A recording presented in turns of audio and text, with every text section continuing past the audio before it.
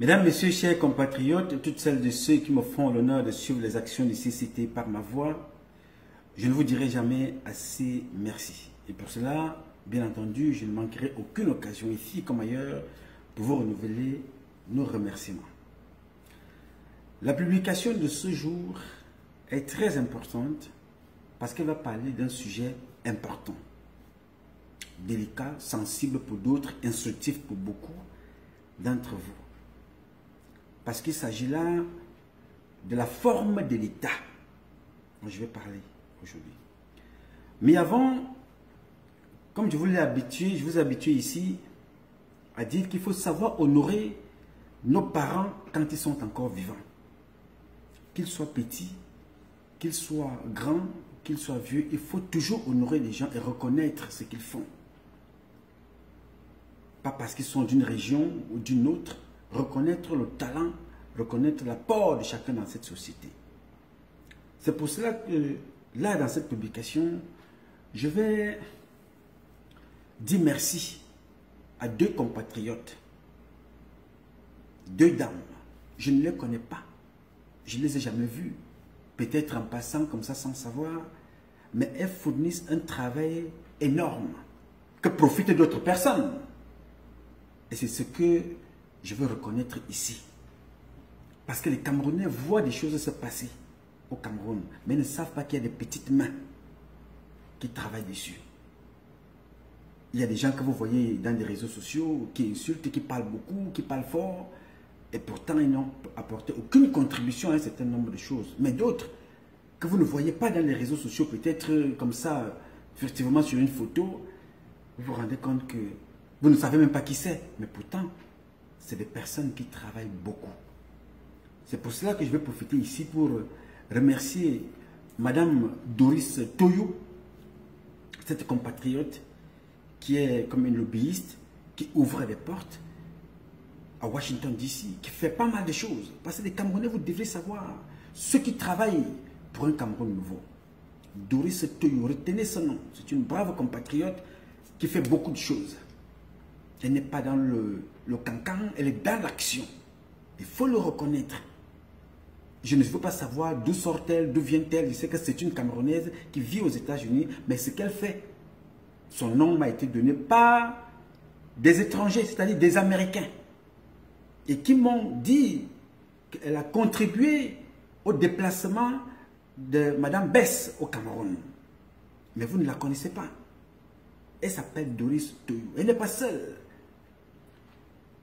Il y a une autre qui s'appelle Élise Ndemafo, je crois que je prononce très bien le nom.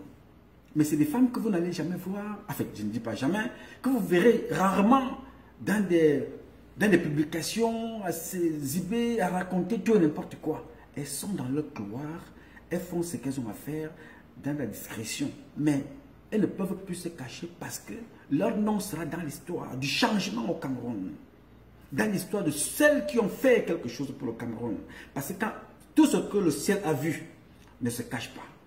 Donc elles ne peuvent plus se cacher pour le bienfait qu'elles apportent à la société camerounaise et aussi à la société américaine parce qu'elles essaient d'éclairer les personnes. Comme je vous l'ai dit ici, je vous le dirai tous les jours, chaque fois qu'on pose une action, tôt ou tard, on aura la récompense. Quand on pose une action négative, tôt ou tard, on verra aussi les conséquences. Mais ces deux dames dont je viens de vous donner les noms, c'est-à-dire Madame Doris Toyou et Élise Ndemafo, retenez ces noms. Voilà des petites mains qui font beaucoup de choses, qui ne sont pas dans la catégorie des tonneaux vides qui font des bruits.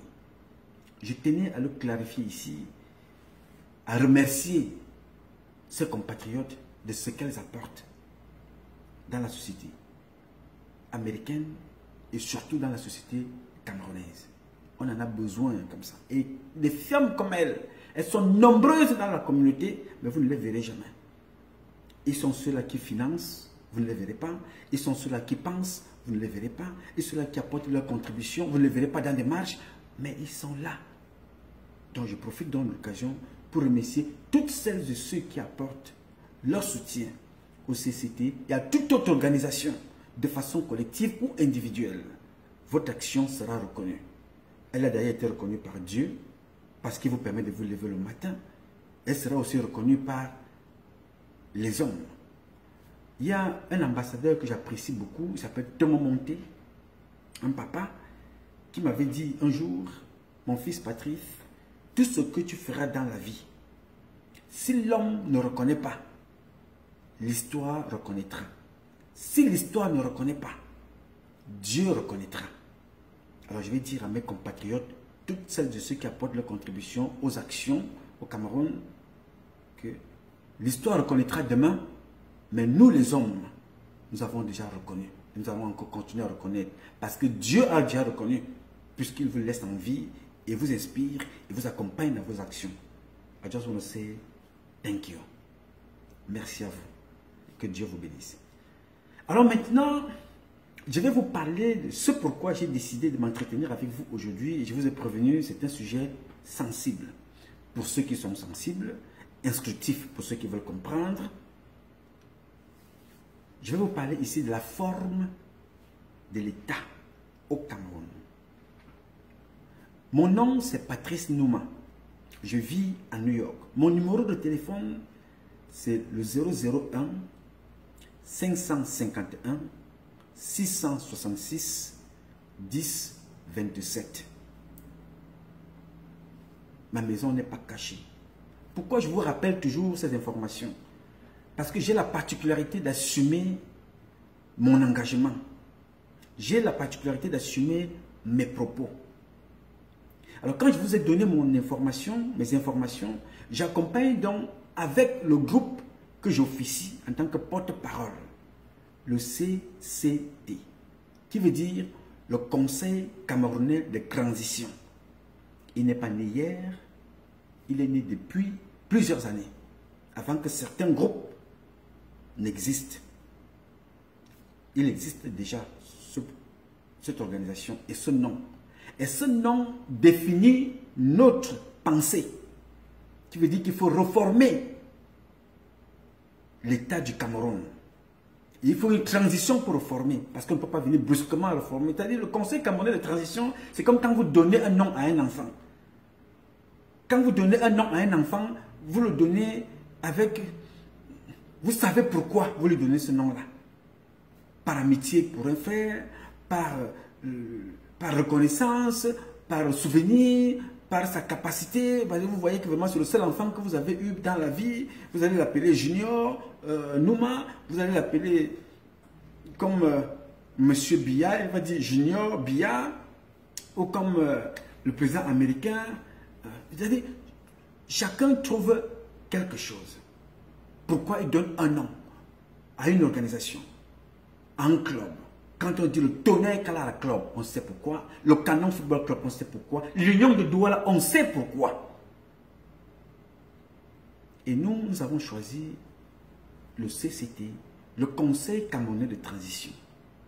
Ce n'est pas le Conseil camerounais des partouzeurs, ou bien le Conseil camerounais des détourneurs d'argent, des associations, ou bien des organisations qui sont mal partagées, qui détournent de l'argent. Non. C'est un concept qui a été créé dans une circonstance spéciale. La situation du Cameroun a inspiré les jeunes gens à penser qu'il faut penser ce pays-là et voir comment il faut le réformer. Bien avant que certains deviennent des candidats à l'élection présidentielle, des activistes, des politiques ou des opposants. Chacun fait ce qu'il veut au moment bien choisi. Ce n'est pas une concurrence. Mais je vais seulement rappeler ici les faits.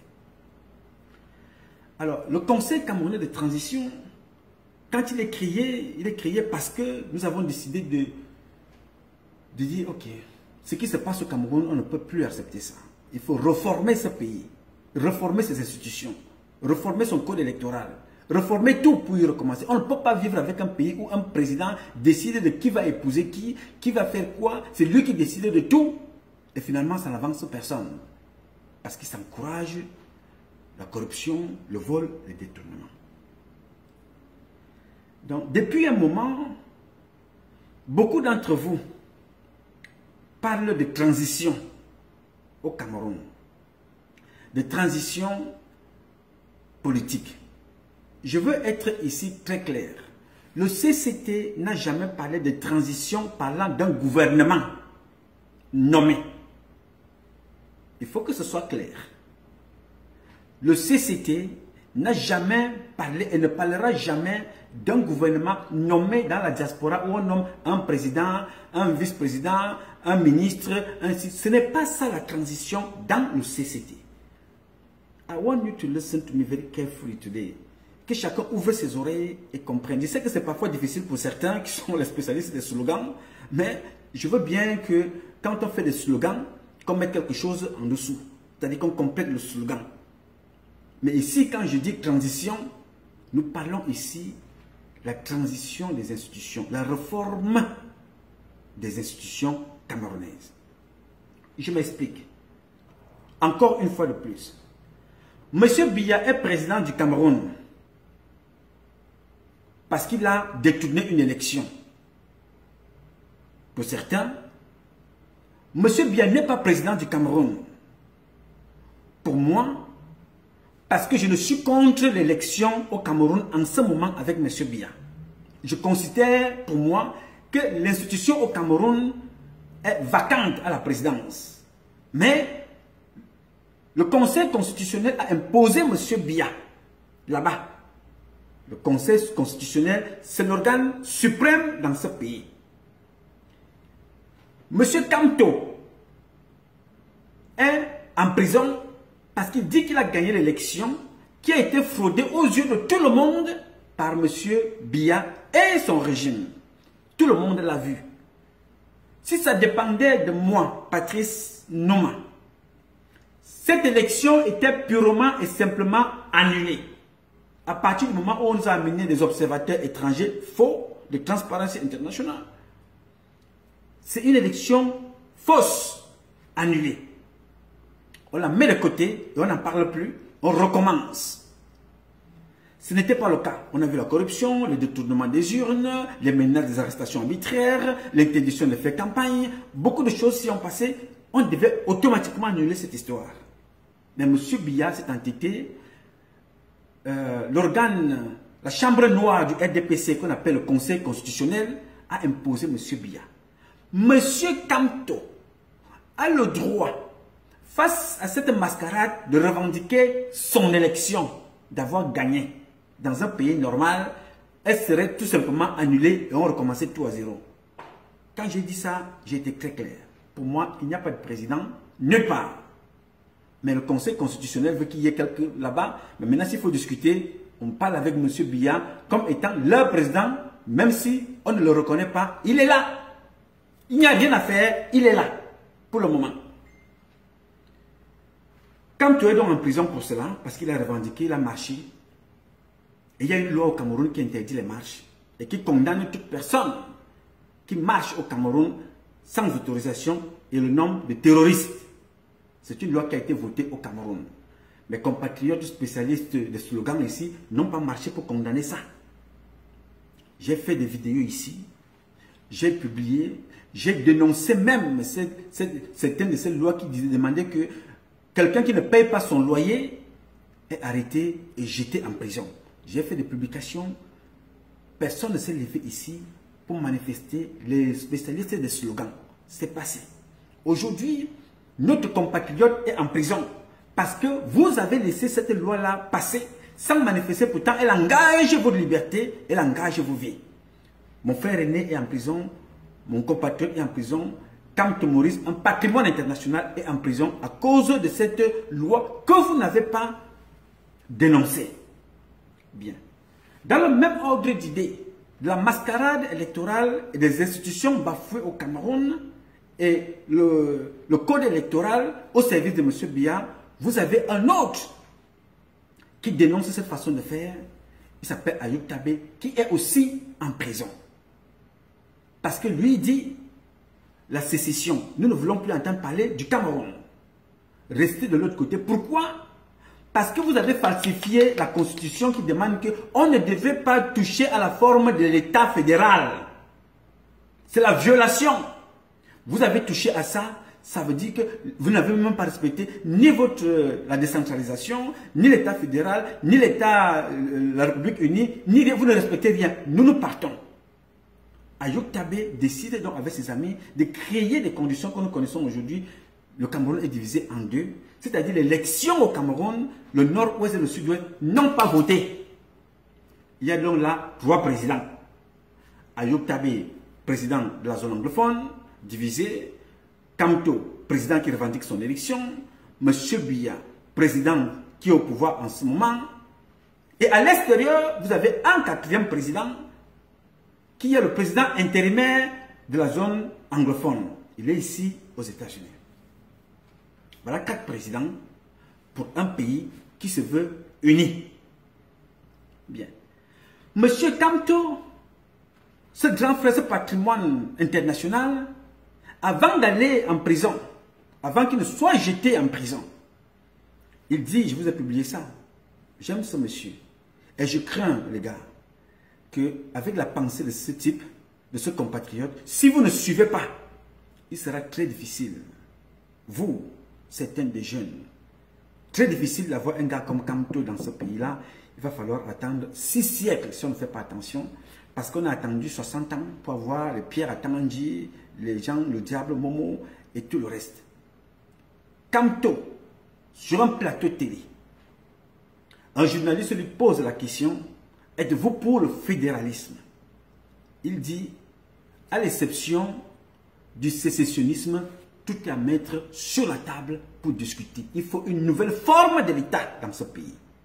Je vous ai publié cette vidéo-là. C'est pour ça que je dis, les gars, je ne sais pas, les parents de Kamto, s'ils sont vivants, il faut leur dire merci. Ce monsieur a sacrifié sa vie pour des gens, pour beaucoup d'entre nous qui ne comprennent absolument rien, qui sont dans le cancan. Kamto Maurice, il dit, en dehors du sécessionnisme, ce pays est appelé à vivre ensemble. On ne veut pas le découper.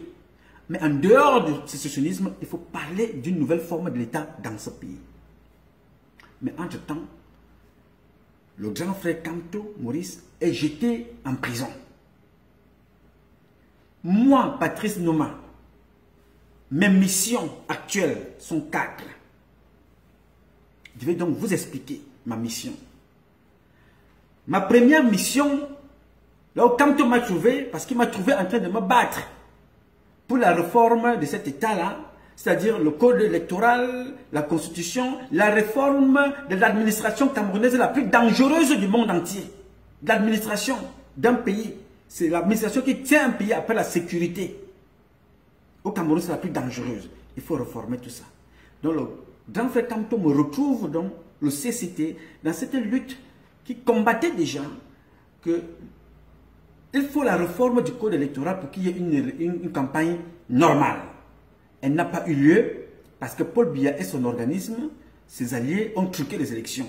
Kamto redescend donc maintenant, après la campagne, il vient me retrouver dans la rue, là où je manifeste contre les institutions. Il est jeté en prison. Ma première mission, c'est de me battre avec mes moyens, de me battre en parlant, en rencontrant des personnes à gauche et à droite, comme le fait Doris Toyou et Élise Demafo, comme le fait Emmanuel Kemta, comme le font les autres. Nous battre, dénoncer, décrier cet état de choses. C'est ma première mission, que Kamto sorte de prison. Ma première mission, c'est de me battre pour que M. Biya sorte de ce régime-là et de détruire tout son système. Ma mission, c'est de libérer le peuple camerounais. Ma mission, c'est de penser que quand j'aurai fait tout ça, qu'est-ce que je propose aux Camerounais? Là où ça devient important pour vous, laissez-moi boire un peu d'eau, parce que je vous dis, buvez l'eau, ça devient intéressant. Je me dis, Kamto est en prison, Ayoub Tabé est en prison, Paul Biya confisque le pouvoir, président intérimaire est dehors, moi je parle ici. Est-ce que je dois croiser les bras, attendre que Kamto sorte de prison pour venir lutter ou penser la forme de l'État qu'il a proposé? Lui-même, il demande qu'il y ait une forme de l'État. Je dis non, mon cerveau ne va pas s'arrêter. J'ai la capacité de faire comme un chauffeur.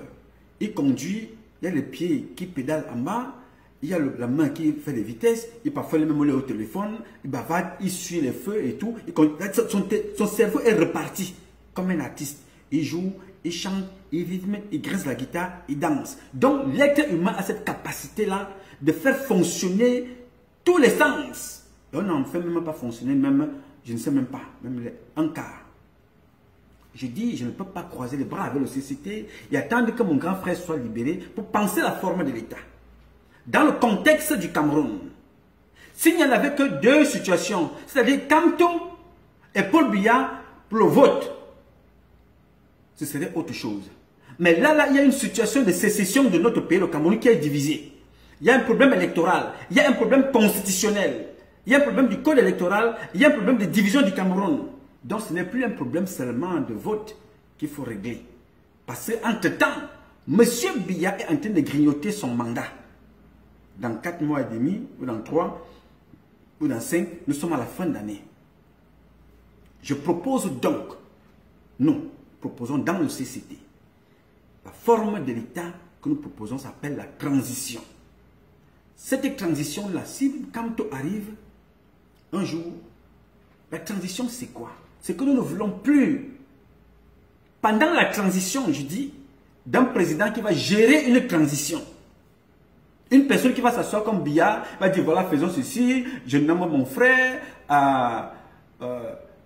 au sud, je nomme mon frère au centre, je nomme mon ami à l'ouest, Niad, je nomme Kemajou, je nomme Umaru. Non, on ne veut plus ça.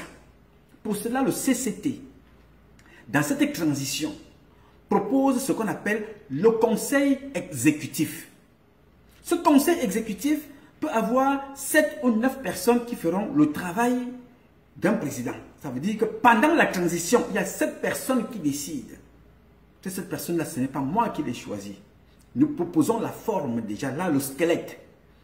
Et entouré de ces 7 personnes, il y a ce qu'on appelle l'assemblée constituante, qui prendra peut-être une centaine de personnes, la diaspora camerounaise, les intellectuels camerounais, qui feront partie de ceux-là qui vont réguler le pays pendant 2 ou 3 ans de la réforme de ce pays-là, qui partira réécrire la constitution, réécrire le code électoral, réécrire, reformer l'administration camerounaise, qui veut que aujourd'hui, pour que tu passes un examen, donne les fesses, vends les organes, apporte l'argent, devienne PD. Il faut que tu sois de mon village. Il faut que tu sois l'ami de mon ami à l'ouest. Il faut que tu sois le cousin de ma tante au Grand Nord, au sud, au centre. Ce n'est plus le mérite, la compétence, l'intelligence. Ça devient le favoritisme, le clientélisme, le sexe, le satanisme et tout ce que vous pouvez mettre autour. Il faut donc reformer tout ça. L'administration, quand un enfant passe un concours, c'est son intelligence qui compte. Comme vous le faites aux États-Unis. Aux États-Unis, je ne sais pas là où on fait la corruption. Nous sommes dans un pays où ça se passe, tout le monde regarde.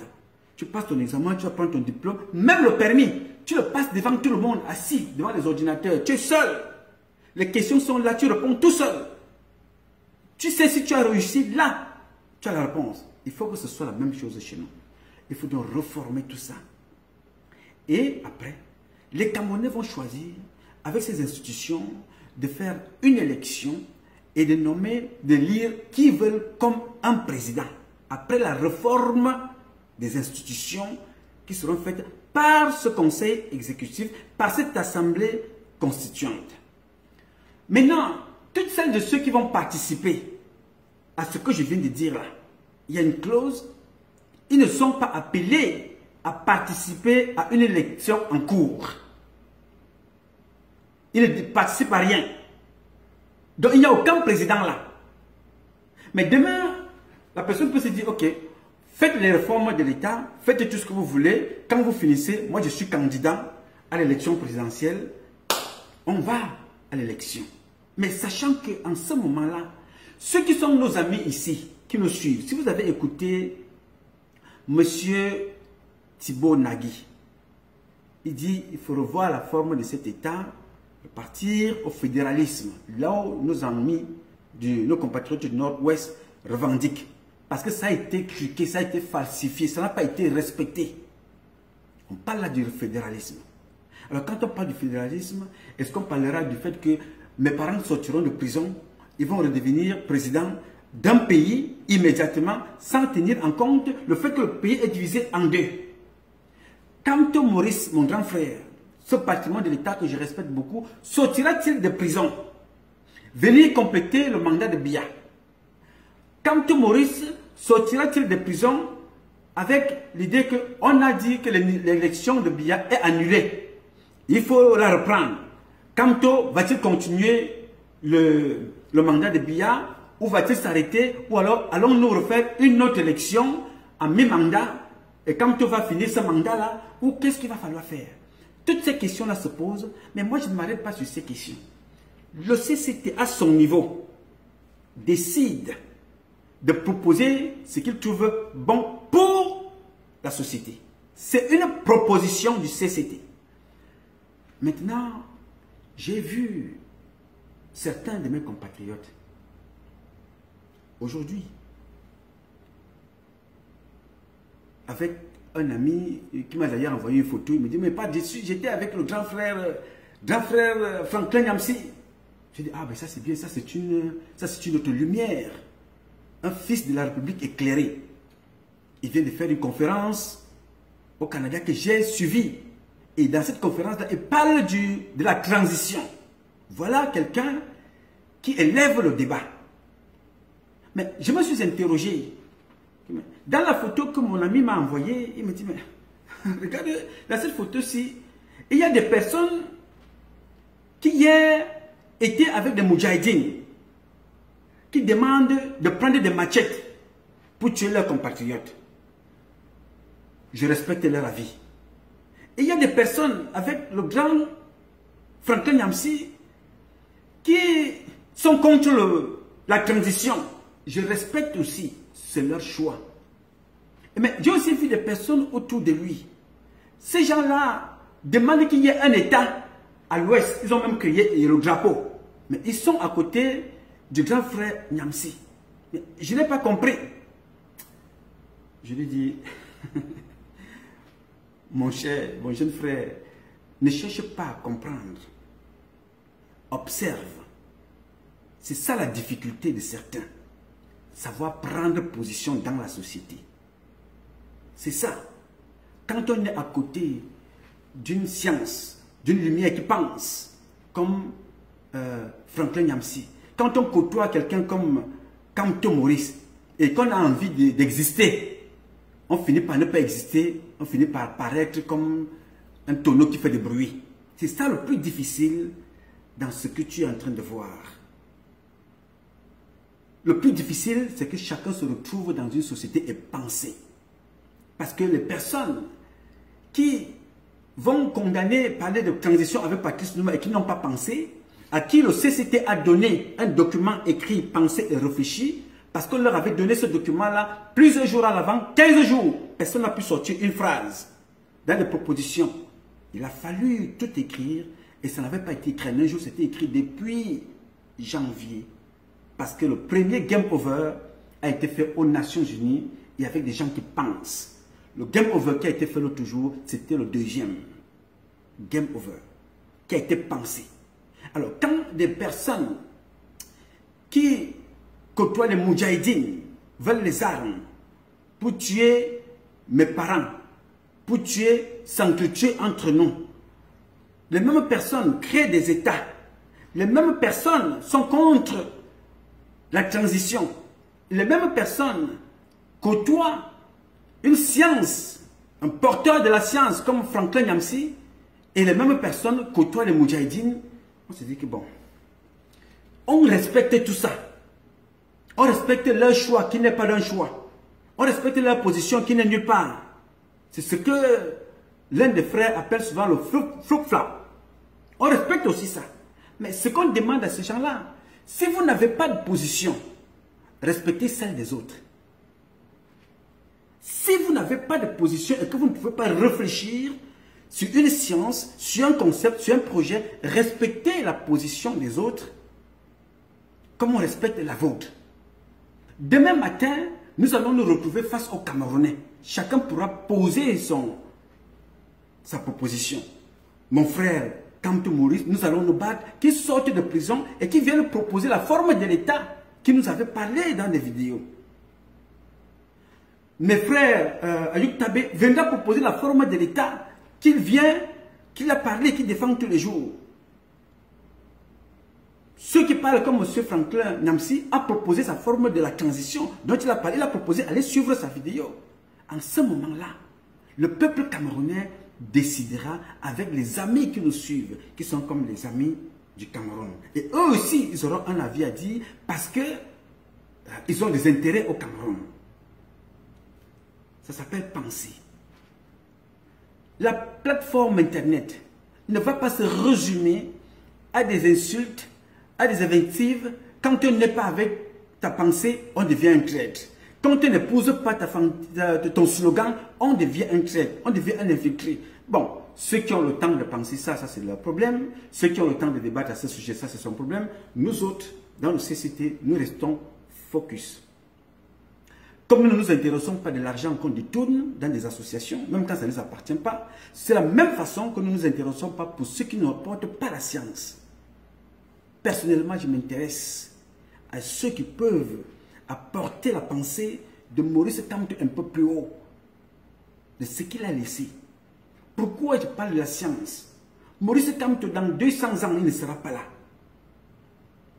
Paul Biya ne sera pas là. Qu'est-ce que moi j'aurais laissé? Je croise les bras ici, attendre quand le bon vouloir de M. Biya va vouloir qu'il libère Kamto, le pays s'arrête.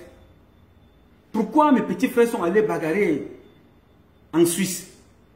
Pourquoi n'ont-ils pas attendu que Kamto sorte de prison pour qu'il aille lui-même chasser Biya en Suisse? Ils sont allés bagarrer parce qu'ils se disent qu'il faut prendre de l'avance. Il faut dénoncer un certain nombre de choses, un certain nombre de comportements. Il faut chasser M. Biya et ses institutions qu'il a fait ce truc au Cameroun. Et ils l'ont fait. Nous saluons, nous encourageons. Et je félicite et je vais toujours saluer cela. Alors, le combat ne va pas se limiter à l'action d'éclat. Il faut aussi là-dedans penser qu'après avoir chassé Biya, demain du pouvoir, qu'est-ce qu'on met sur le plateau? Après avoir sorti Kamto de prison, qu'est-ce que nous allons poser sur le plateau? Après avoir sorti Ayuk Tabé, qu'est-ce que je vais proposer? Je vais donc rester là, croiser les bras, mon cerveau arrête de s'arrêter de penser parce que Kamto est en prison, parce qu'Ayuk Tabé est en prison, parce que Paul Biya a pris le pouvoir. Non, je vais continuer à me battre. Suivez-moi dans la deuxième partie. I love you, my people.